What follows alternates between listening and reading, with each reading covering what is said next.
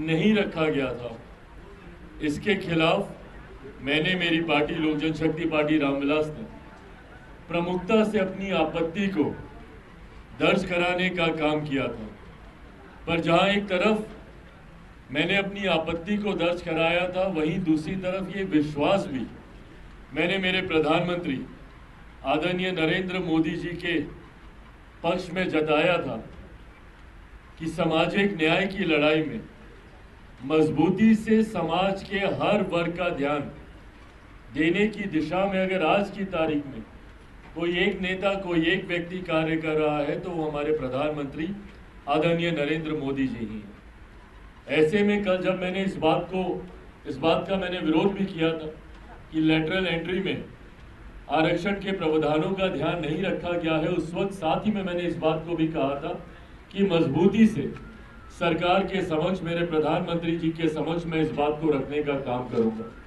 सरकार का अंग हूं, कई ऐसी बातें हैं जो सार्वजनिक तौर पर कहने में मैं सामर्थ्य नहीं हूं। सरकार का अंग होने के नाते सरकार का संरक्षण करने की भी बड़ी जिम्मेदारी मेरे कंधों पर है।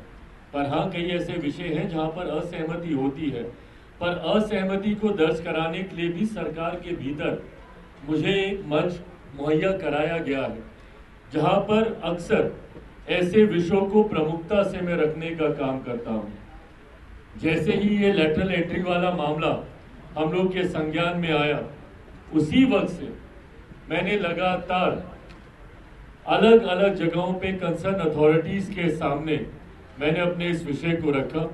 प्रधानमंत्री जी के समक्ष मैंने इन बातों को प्रमुखता से रखा। उनके संज्ञान में अनुसूचित जाति, जनजाति, पिछड़ा वर्ग के लोगों के तमाम चिंताओं को मैंने रखने का काम किया। लगभग पिछले 1.5-2 दिन से लगातार मैं खुद प्रधानमंत्री जी के और प्रधानमंत्री जी का कार्यालय मेरे संपर्क में रहा। उन्होंने इस विषय से जुड़े हुए हर बिंदु पर मुझसे चर्चा करने का उन्होंने काम किया। समय समय पर जो दस्तावेज भी उनको मुहैया कराने की जरूरत पड़ी, पिछले 1.5-2 दिन में मैंने उनको तैयार कर प्रधानमंत्री कार्यालय पीएमओ में भी मैंने भेजने का काम किया, इस विश्वास के साथ कि प्रधानमंत्री जी जब इस विषय की गंभीरता को समझेंगे और वो समझेंगे निजी क्षेत्र में आरक्षण की व्यवस्था नहीं है, ऐसे में सरकारी क्षेत्र में कोई भी नियुक्ति होती हो, किसी भी तरीके की नियुक्ति होती हो, ऐसे में सरकार को आरक्षण के नियमों का पालन करना चाहिए। ये मांग लोक जनशक्ति पार्टी रामविलास की रही है हमेशा से। विपक्ष जो आज की तारीख में इसको लेकर हो हंगामा खड़ा करने का कार्य कर रहा है, ये प्रेसिडेंट्स भी विपक्ष की सरकारों के दौरान ही खड़े किए गए हैं। इन्हीं लोगों ने कई ऐसी नियुक्तियां की हैं, भले आवाज वैसे भी आ ही रही होगी, भले वो कांग्रेस की सरकार हो या कांग्रेस के नेतृत्व में अलग अलग समय में बनी गठबंधन की सरकारें हों। इससे पूर्ण भी कई ऐसे उदाहरण रहे हैं जहां पे लेटरल नियुक्तियां की गई हैं, जिसके तहत डायरेक्ट उन पदों पर बिना आरक्षण के प्रावधानों का ध्यान रखे हुए नियुक्तियां कराई गई हैं।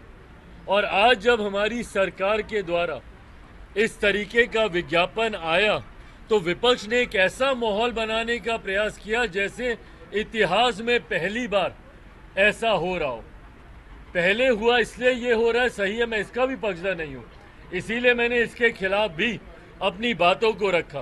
पर जो विपक्ष एकदम हमदर्द बनने का प्रयास कर रहा था, अनुसूचित जाति, जनजाति, पिछड़ा वर्ग से आने वाले लोगों का हिमायती बनने का प्रयास कर रहा था, ये वही विपक्ष है जिसने समय समय पर, अपने समय पर डायरेक्ट ये भर्तियां करने का कार्य किया।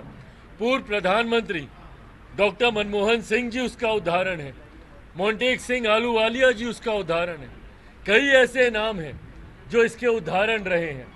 पर बहरहाल हम लोगों ने इस बात की आपत्ति दर्ज कराई कि अगर इतिहास में हुआ है इसीलिए हमारी सरकार भी इसको इसी तरीके से लागू कर दे, ये उचित नहीं है।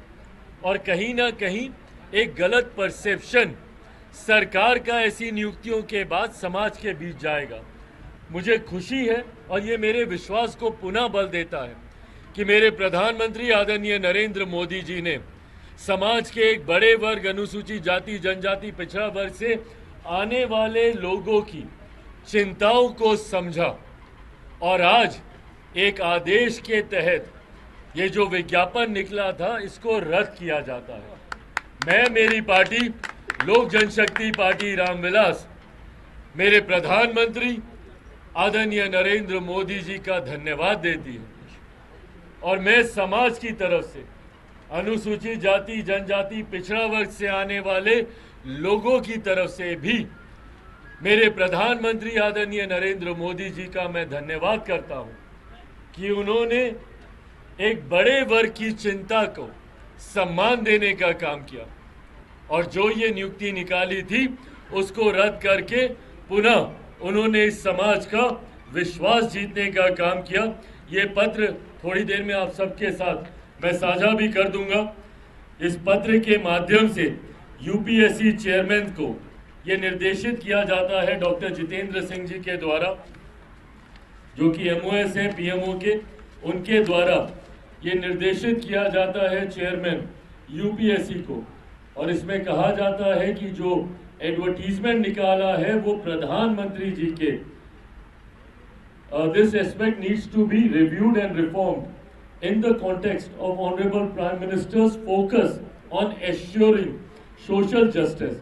Hence, I urge the UPSC to cancel the advertisement for the lateral entry recruitment issued on 17/8/2024.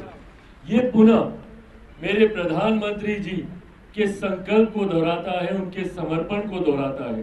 सामाजिक न्याय में जब मैं उनके ऊपर विश्वास कर आगे बढ़ने का काम करता हूं, उन्होंने इस विश्वास को पुनः दोहराने का काम किया, इसको मजबूती से स्थापित करने का काम किया और सरकार ने इस एडवर्टीजमेंट को, इस नियुक्ति को विड्रॉ कर इसको रद्द कर पुनः ये साबित किया है कि मेरी सरकार, मेरे प्रधानमंत्री आदरणीय नरेंद्र मोदी जी पूरी तरीके से समाज के गरीब, वंचित, शोषित वर्ग के लिए पूरी तरीके से समर्पित है।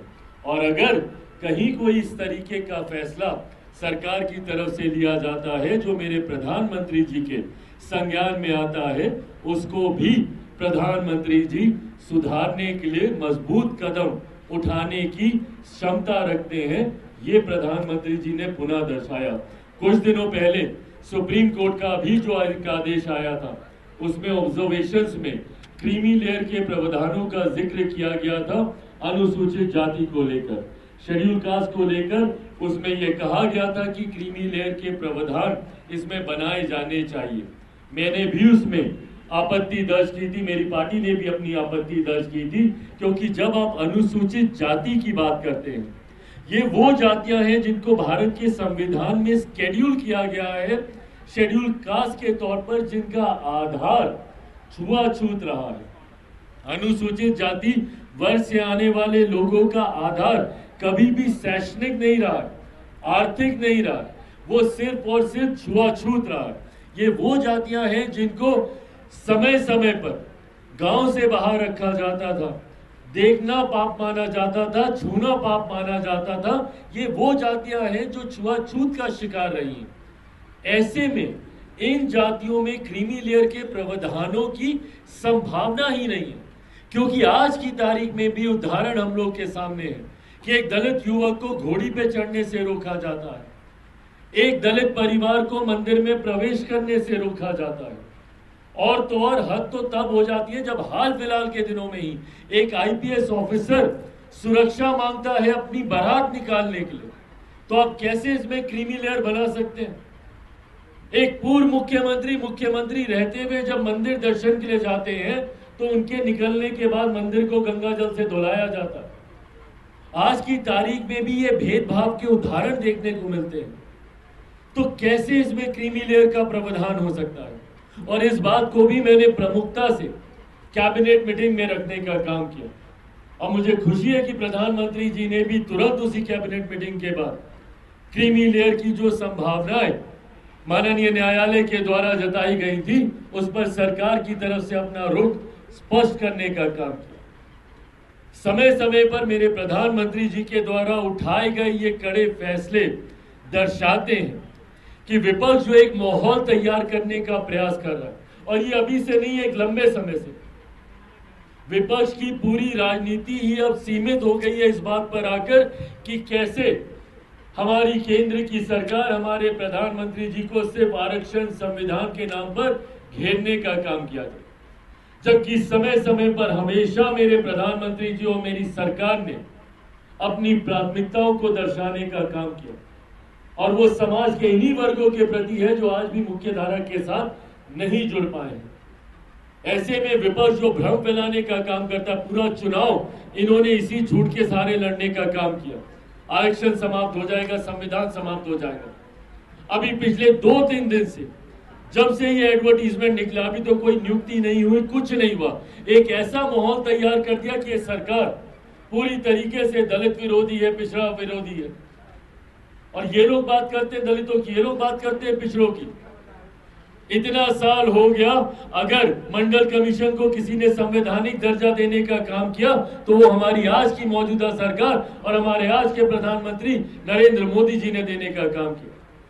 समय समय पर अनुसूचित जाति जनजाति के साथ जब जब अन्याय हुआ, एट्रोसिटी एक्ट का मामला हो या विभिन्न और मुद्दे हो, उस पे अगर किसी सरकार ने मजबूत कदम उठाने का काम किया तो हमारी आज की सरकार ने करने का काम किया। और जो लोग आज एक उंगली हम लोग पर उठाते हैं, अपने ऊपर उठी उंगलियों का जवाब देना। क्यों आपने ऐसी परंपराओं को शुरू किया? क्यों आपने डायरेक्ट नियुक्तियां शुरू कर कर इसके दरवाजे खोलने का काम किया? और जो लोग चिंता जताते हैं, आप लोगों ने अपने समय रहते हुए क्यों नहीं इस बात को सुनिश्चित किया? भाई, हम लोग की तो सरकार अभी 10 साल से चल रही है। वहां पर अगर कोई सेक्रेटरी जीएस के लेवल पर पहुंचेगा तो उसकी भी एक समय सीमा है। क्यों नहीं कांग्रेस ने अपनी सरकार के समय इन भर्तियों को पूरा किया था, उसके अनुसार नियुक्तियां कराई थी, और कराई होती तो आज वो तमाम अधिकारी बड़े पदों पर पहुंचे होते। क्यों नहीं उस वक्त विपक्ष ने यह आपत्ति दर्ज कराई? दिक्कत यही है कि सेलेक्टिव क्रिटिसिज्म विपक्ष करेगा, अपने विषयों को छुपाएगा और दूसरों पर उंगली उठाएगा। अगर कोई महिला के साथ अत्याचार एनडीए शासित राज्यों में होता है तो विपक्ष सदन नहीं चलने देगा, पर अगर बंगाल में इतनी बड़ी घटना घट जाती है तो किसी के मुंह से आवाज नहीं निकलती। विपक्ष की कोई एक महिला सांसद, कोई एक सांसद मुझे बता दीजिए जिन्होंने इसके ऊपर बोला हो। टीएमसी जिनकी महिला मुख्यमंत्री है बंगाल में, आवाज नहीं निकली उनकी, किसी एक सांसद ने इसके ऊपर कुछ बोलना जरूरी नहीं समझा। और बाकी राज्यों में घटी घटनाओं के ऊपर ये लोग सदन नहीं चलने देते। मैं खुद मानता हूं घटना किसी भी राज्य की हो, किसी भी सरकार की हो, उसकी कड़ी से कड़ी निंदा की जानी चाहिए और उन सरकारों को कटघरे में खड़ा किया जाना चाहिए। मैं तो हर सरकार के ऊपर सवाल खड़े करता हूं, मणिपुर की घटना हो या जहानाबाद की घटना हो, मुजफ्फरपुर की घटना हो, पर मैं बंगाल की घटना पे भी बोलता हूं। क्यों नहीं विपक्ष बोलता इन सारी चीजों के ऊपर? अगर हम लोग सेलेक्टिव क्रिटिसिज्म करेंगे, अपनी सरकारों को बचाएंगे, दूसरी सरकारों के ऊपर उंगली उठाएंगे, तो इसी तरीके से आपराधिक गतिविधियां बढ़ती रहेंगी, असामाजिक तत्व इसी तरीके से घटना को अंजाम देते रहेंगे। और यही इन्होंने इस विषय में भी करने का काम किया।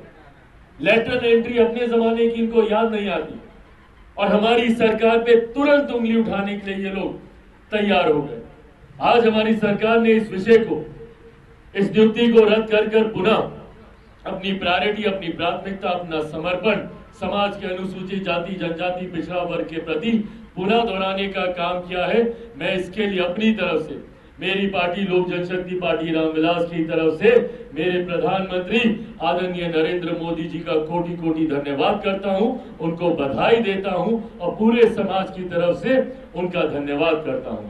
साथियों, इसी के साथ एक विषय और जिसकी जानकारी आप लोगों के साथ साझा करना चाहता हूं, जिसके लिए हमारे सांसद आदरणीय अरुण भारती जी ने जो जानकारी के लिए आप लोगों के साथ ये प्रेस वार्ता भी बुलाई थी, मैं तो बीच में ऐसे ही आ गया। अभी थोड़ी देर पहले मुस्लिम वर्ग से आने वाले अलग अलग संगठनों के रिप्रेजेंटेटिव्स के साथ हम लोग की एक बड़ी बैठक हुई, बड़ी मुलाकात हुई, उसकी भी जानकारी आपके समक्ष अभी थोड़ी देर में ही पूरी विस्तार से साझा कर दी जाएगी। अलग अलग संगठन के लोग, उनके प्रतिनिधि इस बैठक में शामिल हुए। वक्फ बोर्ड का मामला आप सबके संज्ञान में है। इसके संशोधन को लेकर एक विधेयक कुछ दिनों पहले भारत की संसद में आया था और उस वक्त भी मैंने, मेरी पार्टी लोक जनशक्ति पार्टी रामविलास ने प्रमुखता से सरकार के समक्ष ये सुझाव रखा था कि इसको लेकर मुसलमान समाज में किसी तरीके की कोई गलत भावना ना जाए। विपक्ष जो तुरंत हिंदू मुस्लिम करने का प्रयास करता है कि अरे देखिए मुसलमानों को प्रताड़ित करने के लिए, उनको तंग करने के लिए फिर ये बिल ले आए, ये ले आए, ऐसी कोई धारणा समाज के किसी वर्ग में नहीं जाए, इसके लिए एक कमेटी का गठन कर दिया जाए और इस बिल को उस कमेटी को रेफर कर दिया जाए ताकि वहां पे तमाम स्टेक होल्डर्स को अपनी बातें रखने का मौका मिलेगा। ऐसे में मुझे खुशी है, कैबिनेट में भी मैंने इस विषय को रखा था, ऐसे में मुझे खुशी है कि सदन में इस बिल को इंट्रोड्यूस करने के बाद तुरंत एक जेपीसी का गठन किया गया, ज्वाइंट पार्लियामेंट्री कमेटी को गठित करते ही तुरंत इस बिल को उस कमेटी में रेफर किया गया। इस बिल में अलग अलग दलों के प्रतिनिधि हैं जिनको मौका मिलेगा अपनी दल की तरफ से इस संशोधन विधेयक में अपनी बातों को रखने का। और उसी कमेटी में लोक जनशक्ति पार्टी रामविलास की तरफ से हमारे जमुई सांसद अरुण भारती जी भी उस समिति के सदस्य हैं। आज कई ऐसे मुस्लिम संगठन के नेता हम लोगों से मुलाकात करके गए जिन्होंने इस संशोधन विधेयक में अपने सुझावों को हम लोग के समक्ष रखा, जिसको कमेटी में, ज्वाइंट पार्लियामेंट्री कमेटी में पार्टी के तरफ से अरुण भारती जी मजबूती से रखने का काम करेंगे।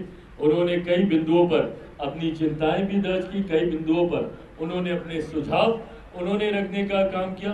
कई बिंदुओं पर उन लोग को क्लैरिफिकेशन चाहिए था कि क्या ये बिल इस बारे में ऐसा सोचता है या इसमें इस शब्द का जिक्र किया गया है, इसकी परिभाषा क्या है। ये तमाम विस्तार से लंबी हम लोग की चर्चा हुई, बैठक हुई। आने वाले दिनों में ज्वाइंट पार्लियामेंट्री कमेटी में ये जो सुझाव हम लोग के पास आए हैं इसको तो हम लोग रखेंगे ही, पर ये प्रदेश स्तर पर हुई एक बैठक थी। वक्फ बोर्ड को लेकर जो संशोधन विधेयक आया है वो देश भर में लागू होगा। ऐसे में आने वाले दिनों में राष्ट्रीय स्तर पर भी पार्टी के द्वारा अलग अलग ऐसी बैठकें आयोजित की जाएंगी जहां पर अलग अलग मुस्लिम संगठनों के नेता, उनके रिप्रेजेंटेटिव, उनके प्रतिनिधि आकर अपने अपने सुझाव पार्टी के समक्ष रख सकते हैं ताकि उनकी बातों को ज्वाइंट पार्लियामेंट्री कमेटी में मजबूती से रखा जाए।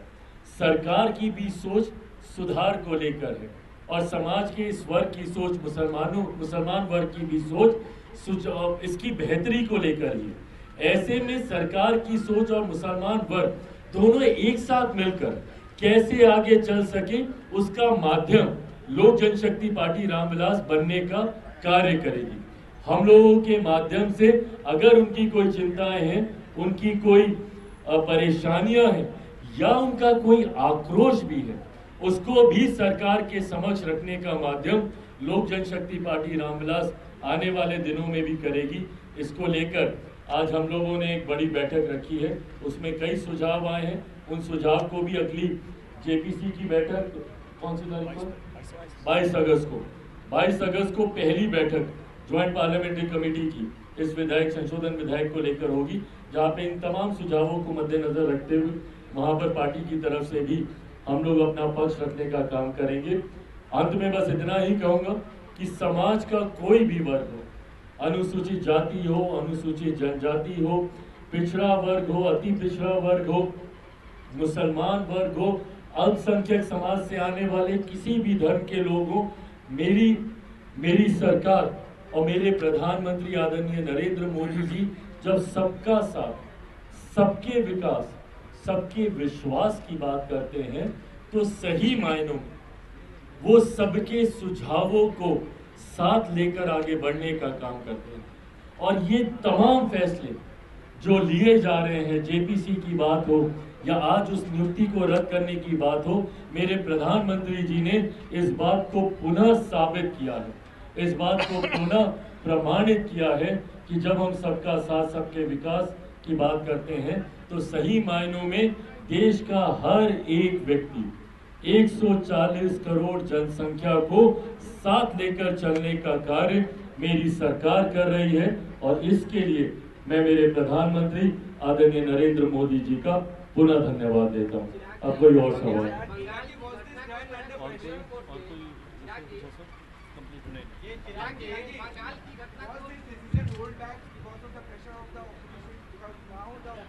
No, of course not. Why the pressure of the opposition?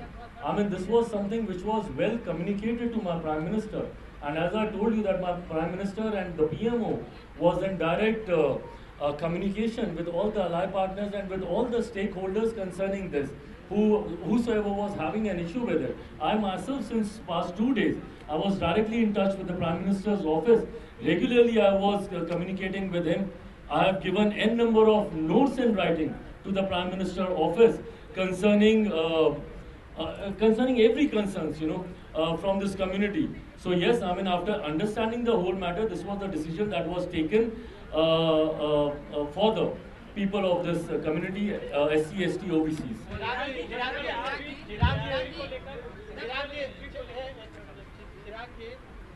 चाहे वक्त का मामला हो, चाहे लेटरल एंट्री का मामला हो, सरकार निर्णय ले लेती है। उसके बाद क्या ये निर्णय बीजेपी एक तरफा सहयोगी दलों को लेकर के विचार विमर्श किए बिना ले रही है, जिसके कारण विपक्ष को मौका मिल रहा है इसकी आलोचना का? या फिर दूसरा ये सवाल है कि क्या सहयोगी दलों के दबाव में कहीं एक प्रेसिडेंट सेट किया, एक उदाहरण सेट किया आने वाले समय में भी? भाई, कल को मुझे नहीं पता किसकी सरकार होगी, बट उस सरकार के पास ये उदाहरण के तौर पर होगा कि भाई ये नियुक्ति निकली थी और एक सरकार ऐसी थी, एक प्रधानमंत्री ऐसे थे नरेंद्र मोदी जी, जिन्होंने समाज की बड़ी आबादी की चिंताओं को सम्मान देने के लिए इस फैसले को वापस लेने का काम किया।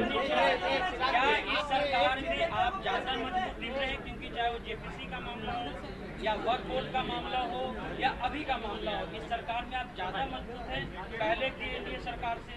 भाई, बात मजबूती की नहीं है, बात सही विषयों की है। जब मैंने, मेरे दल ने सही विषयों को सरकार के समक्ष रखा है, सरकार ने हमेशा उसका सम्मान किया है।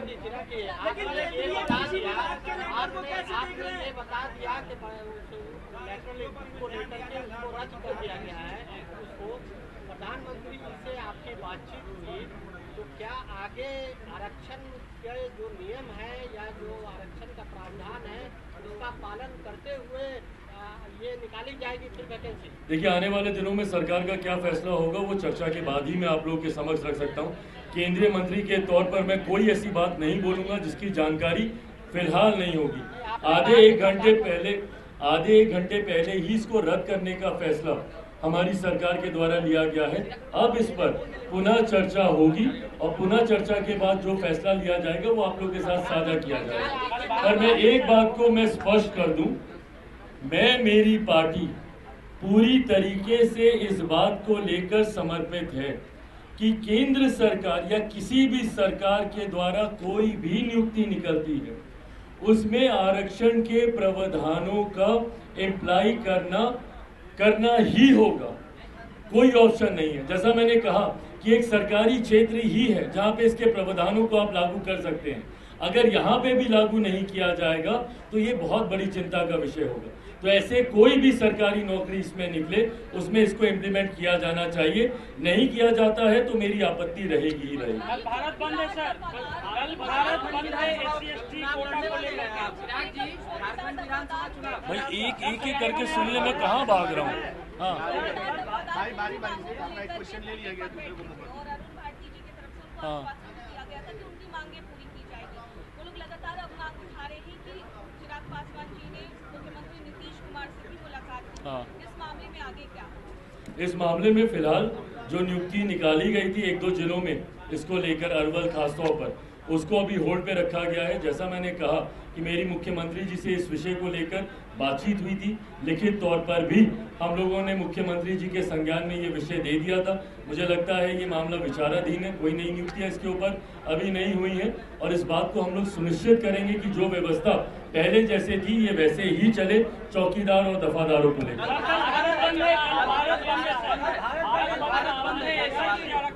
नहीं, बिल्कुल कल भारत बंद है और मैं इस समाज से आने वाले लोगों की भावना के साथ अपने आप को भी हम लोग जोड़कर देखते हैं।